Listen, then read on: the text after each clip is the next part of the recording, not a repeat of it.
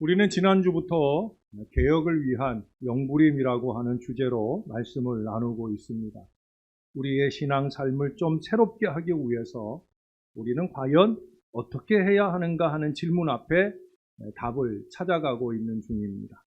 이에 대해 이스라엘이 타락하여 신앙적으로나 민족적으로 어려운 시기에 직면했을 때, 그때 왕이 되었던 히스기야 왕의 그 성전 개혁 사건을 통해서 오늘 우리에게 주시는 하나님의 말씀을 나누고 있습니다. 그래서 첫 번째, 지난주에는 신앙을 다시 세우기 위해서는 먼저 뭐 해야 된다고 그랬어요? 치워야 된다. 없애야 된다. 회개하여 치워야 된다는 말씀을 보았어요. 성전을 다시 세우기 위해 히스기야 왕은 성전문을 수리한 후에 제사장들과 레위인들을 불러 모으고 먼저 자기 자신을 성결하게 하고 그 다음에 성전 안에 있는 온갖 더러운 것들을 다 치우라고 명령을 내려요. 이와 같이 우리도 우리의 삶을 새롭게 세워나감에 있어서 선결 과제는 바로 우리 안에 있는 더러운 것들이나 또 하나님과 우리 사이를 가로막고 있는 온갖 장애물들을 회개하여 치울 것에 대해서 말씀을 들었습니다. 지난주에도 제가 서두에 질문을 드렸었는데 오늘도 질문을 하나 드리려고 합니다. 어찌 한 주간 동안 잘 치우셨나요? 어떠셨어요?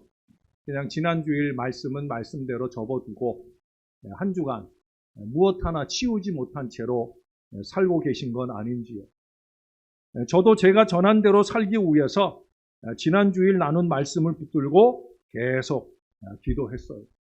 과연 어떤 것들을 치워야 할 것인가? 어떤 것들은 치워진 것 같기도 하고 안 되는 것도 있고 또 치워졌다가도 다시 나타나는 것 같은 그런 느낌이 드는 일들이 있으셨을 거예요. 어려운 일일까요? 아니면 의지가 부족합니까? 그래서 실패한 것일까요? 먼저 우리가 알아야 될 것은 시작에 불과하다는 거예요. 치우는 것이 어렵거나 안 된다고 해서 쉽게 포기할 일도 낙심한 일도 아니라는 거예요. 개혁을 위한 영부림, 이제 우리가 오늘 두 번째인데 앞으로도 세 가지 더, 도합 5가지로 열거되어 있는데 이게 뭐 꼭 순서대로 해야 되는 것도 아니고요. 또 다 쉽게 되어지는 것도 아닙니다. 또한 한 번 했다고 해서 완료되는 것도 아니고요. 한 번 개혁되었다고 해서 더 이상 개혁이 필요 없는 것도 절대 아니에요. 제가 10여 년 동안 이곳에 목회하면서 계속 말씀을 드렸어요. 그게 뭐예요? 계속 갱신되어야 한다. 계속 달라져야 된다. 긍정적으로 달라져야 된다. 변화돼야 된다. 부정적으로 거꾸로 가는 걸 말하는 게 아니에요. 네? 잘못하는 대로 가는 게 아니에요. 좀 잘하는 것으로 지난주일 들은 말씀처럼 하나님이 기뻐하시는 쪽으로 우리는 계속 달라져야 되는 거예요. 개혁은 평생 작업이고 이제 다시 시작하는 우리 교회 50년의 역사가 이어지는 동안, 아니 그 이상 우리 예수님이 우리 가운데 오실 때까지 우리는 계속해서 달라져야만 됩니다. 자, 그러기 위해 오늘 말씀 속에서 계속 진행되는 내용을 좀 한번 살펴보겠습니다. 히스기야 왕이 더러운 것을 성소에서 없애라는 명령과 그와 함께 게으르지 말라는 말을 하자마자 그곳에 있던 사람들의 반응이 15절에 말씀됩니다. 그들의 형제들을 모아 성결하게 하고 들어가서 왕이 여호와의 말씀대로 명령한 것을 따라 여호와의 전을 깨끗하게 할세. 여러분 여기서 그들은 그 12절 이하에 거기 열거된 14명의 사람들. 제가 지금 혓바닥이 정상이 아니라 아주 이 밑에 부분은 난리가 났고 혀 전체가 막 난리가 나서 이 14명의 이름을 다시 읽기가 너무 어려워요. 그 앞에 14명의 사람들. 그들이 일어나서 그들의 형제들을 모아서 먼저 자신들을 성결하게 했다 말씀합니다. 여러분, 먼저 개인적으로 치우는 일을 한 거예요. 예? 자신의 신앙을 바로잡는 게 우선이란 말이에요. 자기 신앙은 기본도 못하는 주제에 공동체가 이러니 저러니 말할 게 아니라는 거지. 자기를 성결하게 하는 이 우선적인 작업에 정말 하나님이 기뻐하시는 대로 잘 말하고 행하고 있는가, 이걸 돌아보는 게 먼저이고요. 그러고 나서야 우리가 공동체의 성결 작업에 동역할 수 있어야 되는 거예요. 여기도 보세요. 그러고 난 다음에야 성소 안에 들어가서 왕이 여호와의 말씀대로 명령한 것을 행한다. 여기 보니까 16절에 보면은요, 제사장들도 여호와의 전 안에 들어가서 깨끗하게 하여 여호와의 전에 있는 모든 더러운 것을 끌어내어 여호와의 전 뜰에 이름에 레위 사람들이 바다 바깥 기드론 시내로 가져갔더라. 각자의 역할이 있는 거예요. 지금 성전 안에, 성소 안에 더러운 것들을 치워내는 일이 급하다고 해서 아무나 막 들락거리는 게 아니에요. 네? 제사장들만 들어갈 수 있는 곳에 제사장들만 들어가서 끌어내온 것들을 이제 레위 사람들이 기드론 시내에 내어버리는 이러한 거룩한 일들에 각자의 맡은 바 사명대로, 여기 말씀대로 뭐라고 그랬어요? 여호와의 말씀대로 명령한 것을 다 행했다라고 하는 거예요. 그래서 실제로 그들은 즉각 성소 안에 있는 더러운 것을 끌어내어 갖다 버리는데, 이렇게 버리는 일이 16일 동안이나 진행됐다는 거예요. 성전 밖에서 8일, 성전 안에서 8일. 그러니까 그만큼 더러운 것이 많았다는 얘기겠죠. 더러운 것이 많을수록 치우는 데 시간이 걸리는 것은 당연합니다. 치우는 작업, 없애는 작업에 조급할 일이 아니라는 거예요. 미루고 지체해서도 안 되지만 온전히 치우기 위해서는 꾸준하게 계속적으로 힘써야 되는 거예요. 자, 여기서 그치지 않고 한 가지를 더하는 말씀이 18절 이하에 나옵니다. 안으로 들어가서 히스기야 왕을 보고 이르되 우리가 여호와의 온 전과 번제단과 그 모든 그릇들과 떡을 진설하는 상과 그 모든 그릇들을 깨끗하게 하였고 또 아하스 왕이 왕 위에 있어 범죄할 때에 버린 모든 그릇들도 우리가 정돈하고 성결하게 하여 여호와의 제단 앞에 두었나이다. 여호와의 제단 앞에 두었나이다. 여기에서 보면 치우는 데서 그치는 게 아니라 이제 깨끗하게 성결하게 치워진 자리에다가 채우는 일을 하고 있다는 거예요. 당시에는 성전 안에 제물을 태우는 번제단이나 떡을 올려놓는 상이나 그 위에 그릇들이 있어야 하는데 이것들을 다시 제자리에 놓고 채우는 일을 했다는 거예요. 이제 여기서 우리가 두 번째 주제를 생각하게 됩니다. 네? 우리가 개혁을 위한 영부림 두 번째 주제는 뭐냐? 채워야 된다는 거죠.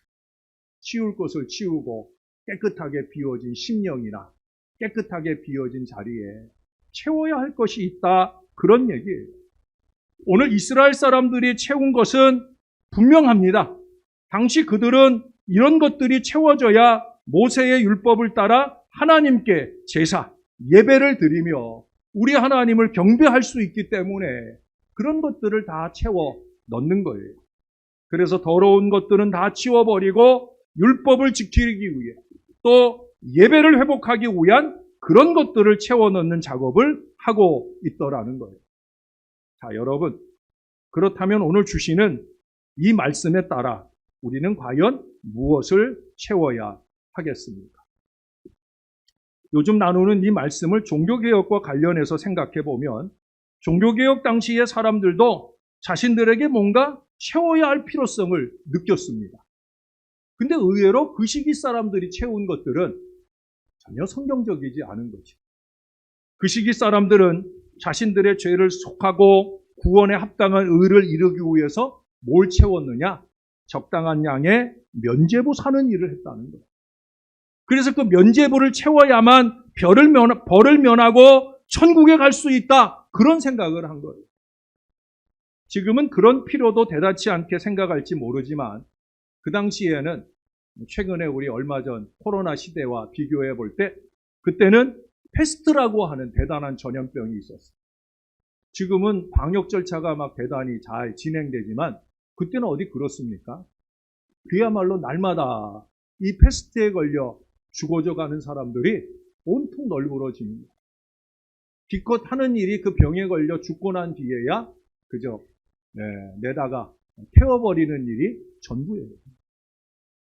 그러니 사람들의 마음속에 죽음에 대한 공포가 찾아옵니다. 두려운 거죠. 어느 순간에 이 패스트에 걸려 죽을지 모른다. 그 두려움을 이기기 위해서 그들이 한 일이 뭐냐면 면죄부를 산 거예요. 왜냐하면 그들의 두려움을 이용해서 로마 교황청은 면죄부를 팔아가지고 그 돈을 모아서 성당을 짓는 일에 열심되었어요. 여러분 이탈리아에 가면 모든 지역마다 어마어마한 교회들이 있어요.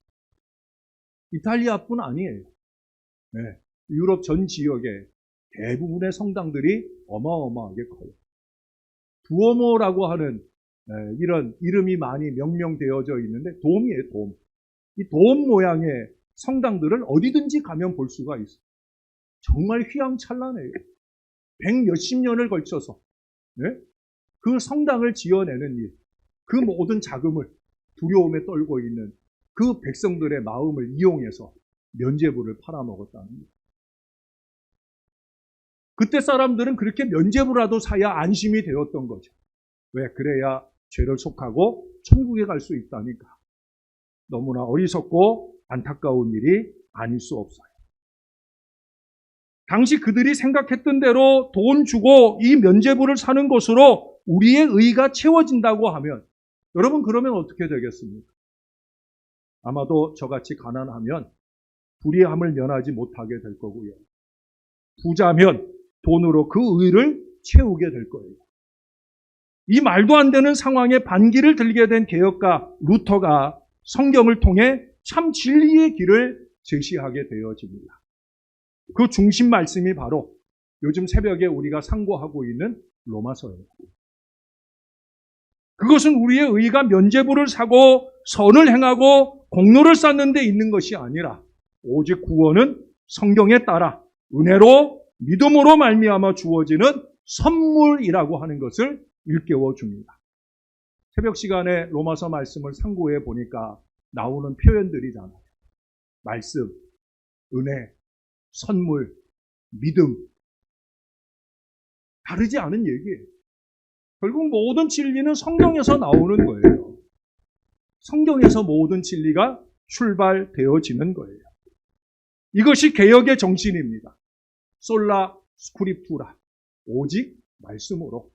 솔라 그라시아, 오직 은혜로. 솔라 피데, 오직 믿음으로. 그로 말미암아 개혁교회가 세워지고 우리가 그 개혁교회의 성도가 된 것은 참으로 감사한 일이 아닐 수 없어요. 그런데 여러분, 제가 이번에 이 역대기서의 말씀으로 추수감사절 이 종교개혁 개혁을 위한 영부림의 말씀을 준비하는 것과 아울러 마침 로마서 말씀을 새벽마다 상고하게 되면서 이 두 가지 말씀 속에서 끊임없이 제 안에 생겨나는 질문이 하나 있었어요. 그 질문은 그렇게 개혁의 역사를 이루고 또 500여 년 이상 오랜 역사를 이어온 오늘 독일의 교회들, 그 개혁교회들에 모이는 성도와 예배자가 너무 없다는 거예요. 물론 그 가운데 잘 모이는 교회들도 간혹 있지만은 거의 대부분의 교회들은 큰 예배당이 썰렁해요. 개적교인이 2,000명, 3,000명 되는데 주일에 모이는 교회는 20명, 30명도 안 돼요. 그러니까 거기는 목회자들도요, 오늘날 목회자로 헌신하는 사람들이 많지 않아요. 왜냐하면 거기는 목회자들을 나라에서 차례를 주니까 박봉이에요.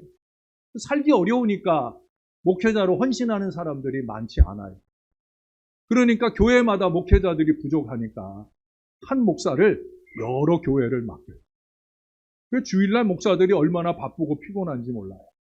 물론 거기는 1년에 휴가를 2달씩이나 1년 동안 쓸 수 있다고 그러니까 중간중간 쉬는 때가 많긴 하지만 그래도 주일에는 매 시간 이리저리 이동하면서 예배를 섬겨요. 그 가운데 좀 꾀가 있는 목사는 한 곳으로 사람들을 모아놓고 예배를 하려 합니다. 근데 가까운 자기 교회도 안 가는 사람이 멀리 있는 다른 교회에 가가지고 같이 예배하겠습니까? 안 하는 거죠. 그런 어려움이 있다는 거예요. 오르간 연주자가 혼자서 송영을 해요. 찬양대도 없어요. 네? 여러분, 매주 들을 수 있는 우리 시온 찬양대의 은혜 찬양은 얼마나 감사한 일인지 몰라요. 그러다 보니 우리 주님께 질문을 했어요. 주님, 도대체 무엇이 잘못된 걸까요? 네?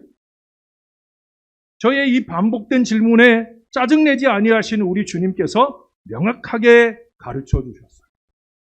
누구나 개혁의 문제가 아니라 사람의 문제다. 사람들의 마음이 나를 떠난 것이다. 이해가 되었어요.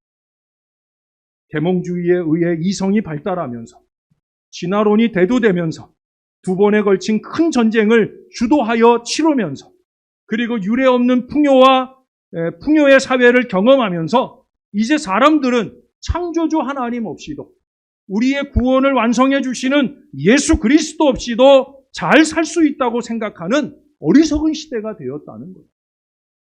그게 교회 밖 사람들의 이야기냐? 아니에요. 자기의 이름을 교회에 두고 있는 사람들의 얘기예요. 그게 독일 사람들의 이야기만 되겠느냐? 아니에요. 어쩌면 오늘 저와 여러분들의 이야기일 수도 있어요. 그렇다고 하면 이제 어떻게 해야 되겠습니까? 도대체 무엇이 필요합니까? 주님께서 물으셨습니다. 지금 내게 필요한 것은 무엇이냐? 지금 이 신월 제일교회에 필요한 것이 무엇이겠느냐? 무엇이 채워져야 하는 것이냐? 이 모든 질문의 대답은 하나였어요. 오직 주님뿐입니다. 결국 우리에게 필요한 것은 오직 주님뿐이라는 것. 바로 그 해답 앞에 이르게 되어집니다. 개혁이 잘못된 것이 아니에요. 그런데 너무 아쉽다는 거예요. 500년을 넘게 이 개혁의 신앙을 다시 한번 되새겨보는 우리들에게 여러분, 그 아쉬운 마음을 극복할 비결은 다른 데 있지 않다는 거예요.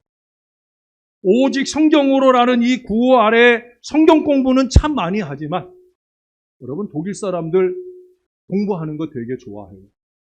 회의하는 거 너무 좋아해요. 그럼 뭐해요? 예? 살아계신 우리 주님을 마음에 모시고 살지 않아요. 엔 그리스도가 안 되고 있다는 거예요. 왕으로 모시는 거는 더더욱더 어렵습니다. 오직 은혜로 구원을 받았다는데 은혜로 구원을 주신 그 주님께 별로 관심이 없더라는 거예요. 오직 믿음으로 구원을 받았는데 그 믿음이 오직 예수님만 신뢰하고 따라가는 삶이어야 된다는 것을 모르고 살더라는 거예요. 크고 작은 문제나 어려움이 생기면 투덜거릴 줄은 알고 한숨을 지을 줄은 알지만 하나님의 전에 나와 무릎 꿇고 매달리며 주님의 도움을 구할 줄 모르는 안타까운 모습으로 살아가더라는 거예요. 그러다 보니 그리스도인들 중에 라오디게아 교회처럼 예수님을 마음 문밖에 세워놓고 살아가는 사람들이 많다라는 거예요. 내 마음은 내가 알아서 하겠습니다. 내 고집대로 내가 하고 싶은 대로 그렇게 내가 할 테니까 주님은 내가 부를 때나 나타나시고 평소에는 관심 좀 끊어주세요. 근데 정말 주님을 불러야 할 그 순간을 만날 때조차 주님을 부르지 않는 안타까움 속에 살더라는 거예요. 사랑하는 여러분, 우리가 새로워지는 것, 우리가 개혁의 영부림을 통해 추구하는 것은 주님을 우리의 마음에 모실 때에야 가능한 거예요. 사실 치워야 할 때도 주님을 불러야 치울 수 있는 거예요. 치우는 것뿐만 아니라 채우는 것도 필요한데 그 채움 역시도 우리 주님으로 가능한 거예요. 여러분 오늘 본문에 보세요. 성전을 치우고 다시 그 그릇들을 채워나가는 이 과정 중에 제사장들이 들어가잖아요. 또 제사장들이 내어준 것을 레위인들이 치우잖아요. 결국 뭐예요? 건물을 비우고 채우는 모든 일들에 사람이 필요하죠. 사람이 해야 되는 일이에요. 마찬가지입니다. 우리의 성전된, 주님의 성전된 우리들을 새롭게 하려면 우리 안에도 누군가 들어와서 치울 것을 치우고 채울 것을 채워야 됩니다. 그것을 해주실 분이 누구냐? 바로 우리 예수님이죠. 우리 스스로 잘 되지 않아요. 그렇지 않아요, 여러분? 네? 우리 스스로 되게 어려워요. 주님께서 우리 안에 들어오셔야 됩니다. 주님으로 충만해야 되는 거예요. 주님이 오셔서 그래서 내 안에 더러운 것들을 씻어내 주시고 주님이 오셔서 우리 안에 새로운 은혜를 더해 주셔야 되는 거예요. 사랑하는 여러분, 헛된 일에 우리의 말을 많이 낭비하지 마시고요. 주님을 좀 부르십시다. 네? 사람 붙고 사람 찾으려고 전화통 붙들고 애쓰지 마시고요. 주님을 좀 채우십시다.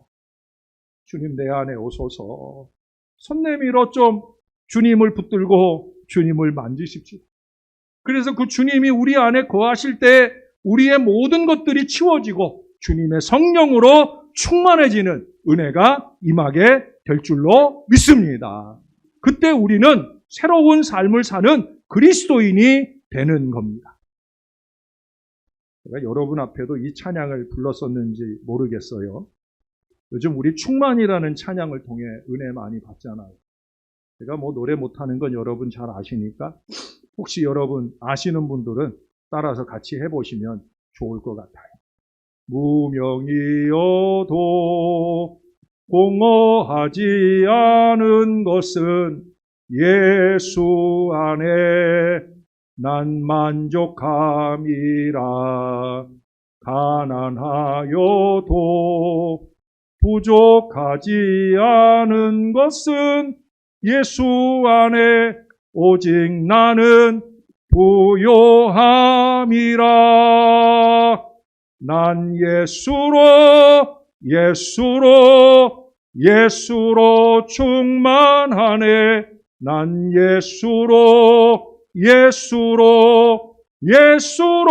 충만하네. 난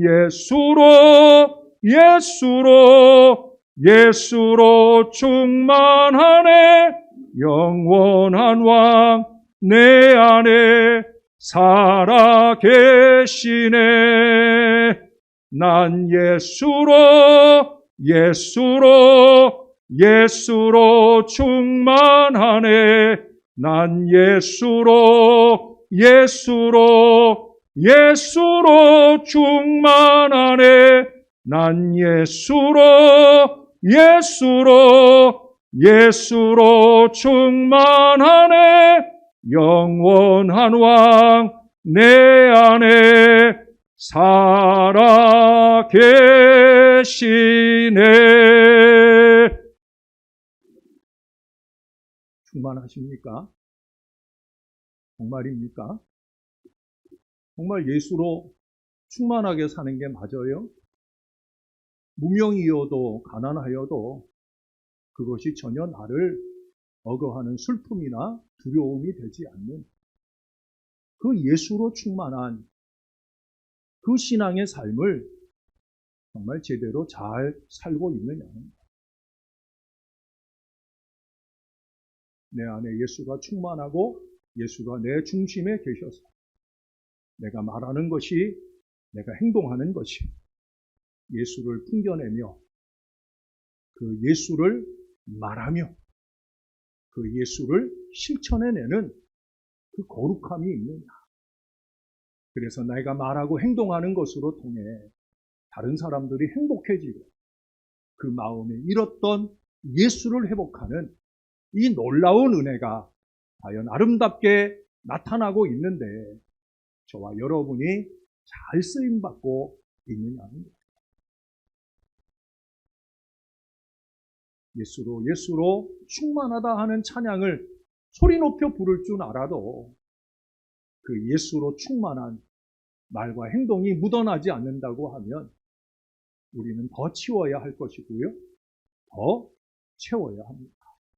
사랑하는 여러분, 주님을 채우고 주님의 말씀을 채우고 주님께로 향한 간절한 기도를 채워야 됩니다.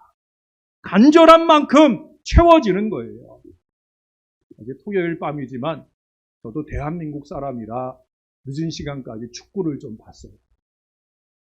근데 여러분, 축구를 시작하기 전에 이번 우리 축구 대표팀의 주장이 백승호예요. 그 친구가 하나님 앞에 간절히 기도하더라고요. 저는 몰랐는데 그 아나운서가 그러더라고요. 백승호 선수는 경기를 시작하기 전에 하나님께 늘 기도하더라.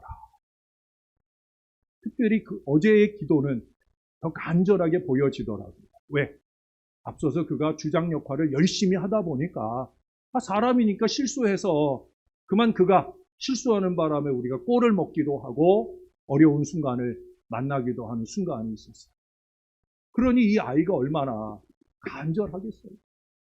이 마지막 결승전을 이기고 싶은 그 간절한 마음을 하나님 앞에 기도하더라. 그리고 어떻게 됐어요? 경기를 시작하자마자 한 골을 금방 먹어버렸어요. 네? 저는 더 간절해지더라고요. 네, 저는 응원하면서 3대1로 이긴다. 3대1로 이긴다. 이게 맞았으면 오늘 아침에 더 신바람이 나서 말했을 텐데. 그래도 2대1로 역전하고 이겼어요. 네? 여러분, 외국 기사들은요, 우리나라 대표팀이 이 금메달을 딴 것, 야구에서나 축구에서나 금메달을 딴 것의 이유를 뭐로 들은 줄 아십니까? 병역 면제에 대한 간절함. 이 젊은이들이 병역 면제에 대한 간절함으로 야구하고 축구하고 그래서 이겼다는 거예요. 네? 22명 중에 21명은 군대 갔다 왔고, 한 명은 군대 거꾸로 얘기하네. 한 명은 군대 왔다 왔고 21명이 근본에 병역 혜택을 받았어요. 어제 역전골을 넣은 조용욱 선수는 지금 군인이에요. 조기 전역을 하게 돼요. 그러니 얼마나 간절하겠어요. 여러분, 우리가 사람의 마음이 어떤 일에 간절해도 놀라운 일들을 열어가는데 하물며 하나님 앞에 간절할 때 하나님이 저와 여러분에게 은혜를 주실 줄로 믿습니다. 더도 말고 덜도 말고 한가위만 같으라 하는 바로 그 마음으로 오직 믿음으로 오직 은혜로 오직 말씀이신 예수 그리스도로 충만하게 채워지는 저와 여러분이 되어 개혁을 위한 영부림, 저와 여러분 안에 더 뜨거워지는 우리 주님의 사람들이 다 되시기를 우리의 구주 되시는 예수님의 이름으로 간절히 축원합니다. 우리 하나님 고맙습니다. 오늘도 개혁을 위한 영부림 두 번째 말씀을 듣습니다. 잘 치우고 살고 있는지 한 주간 안에 끝날 작업이 아니라 우리가 또 치우고 또 치우려 하오니 오 주님, 우리의 마음 중심에 오셔서 우리가 치워야 할 것을 깨닫게 해주시고 깨끗하게 도려내게 도와주시옵소서. 얘야, 그것은 내가 기뻐하는 거 아니잖아. 얘야, 그것은 내가 슬퍼하는 일이잖아. 말씀에 감동이 올 때마다 씻어내고 또 치워내며 주님이 원하는 거룩함으로 준비되게 하시고 우리의 비워진 심령에 강력한 우리 예수님의 은혜가 채워짐으로 예수님처럼 조금이라도 예수님처럼 잘 살아낼 수 있는 저와 이 모든 자녀들 되도록 축복해 주시옵소서. 우리의 영원한 소망 되시는 예수님 이름으로 기도합니다. 아멘.